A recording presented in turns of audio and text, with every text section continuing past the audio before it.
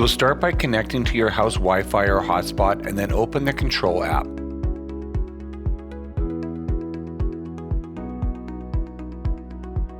Enter in your username and password and click Sign In.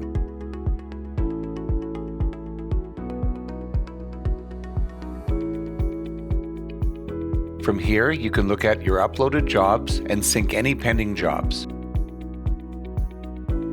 You can navigate to the prescription map screen and upload any prescription map file.